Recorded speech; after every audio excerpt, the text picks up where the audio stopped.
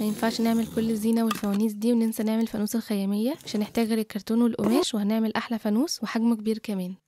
اول حاجه هنعملها مع بعض هو جسم الفانوس. دي المقاسات اللي هنحتاجها. قصيت 6 كراتين بالمقاس ده عشان الفانوس بتاعي سداسي. اول حاجه قصيت ورقه اصغر من مقاس جسم الفانوس ب4 سنتي من فوق ومن الجنب، تنيتها بالنص كده وقصيت الجزء اللي من فوق ده بدوران، وده الشكل اللي انا هفرغه على الكرتونه اللي هيطلع منه الضوء. ممكن تغيروا شكله زي ما انتوا عاوزين. حددت الرسمه في نص الكرتونه كده، كنت مثبتاها بحته صغيره من الدبل فيس عشان ما تتحركش. بعدين فرغت الرسمه بالقطر.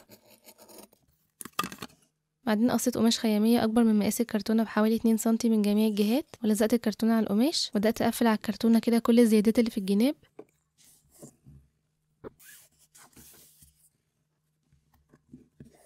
وبعدين هقص القماش بالشكل ده وهقفل القماش على الكرتون. بس ممكن ما تعملوش الخطوة دي، أنا بفرغ الجزء اللي فيه القماش ده عشان أحط مكانه سلوفان ملون، فلو ما عندكمش سلوفان سيبوه زي ما هو وبرضه هتلاقوا الضوء طالع من القماش عادي.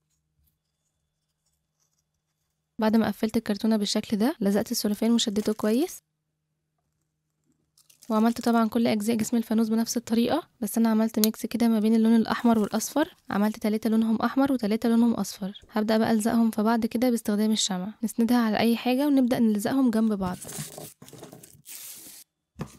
هتبقى بالشكل ده كده. نقلبها بقى ونلزق اول واحده في اخر واحده، وبس كده خلصنا اكتر جزء بياخد وقت والباقي كله سهل.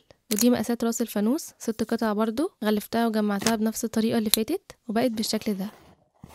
بعد كده عندنا قاعدة الفانوس، هنحتاج 6 قطع بالمقاسات دي. كررت نفس الخطوات في التغليف والتجميع. كده خلاص هنجمع الفانوس مع بعض. ودي القاعدة، نحط عليها شمع ونلزق عليها جسم الفانوس، ونحط شمع على جسم الفانوس ونلزق اخر قطعة. هزينه بقى بحاجة بسيطة قوي كده كمان عشان اداري اي عيوب، بس مش هلزق الشريط ده على كل الوصلات عشان ما يبقاش دوشة قوي. بعد كده هنحتاج اللمبة والسلك. دخلتها في الفانوس كده وسحبتها من الناحية التانية. استخدمت شريط ستان عشان اعمل تعليقة. وفي خطوة هنا نسيت اوريها لكم، بعد ما بجمع كل قطعة بلزق من جواها كده شريط من الفوم عند اماكن التجميع عشان تمسك في بعض اكتر. وبس كده الفانوس خلص. شكله تحفة، كمان حجمه حلو قوي، تقريبا طوله 60 سنتي. وبصوا بقى الضوء طالع من كل مكان، شكله خطير بجد.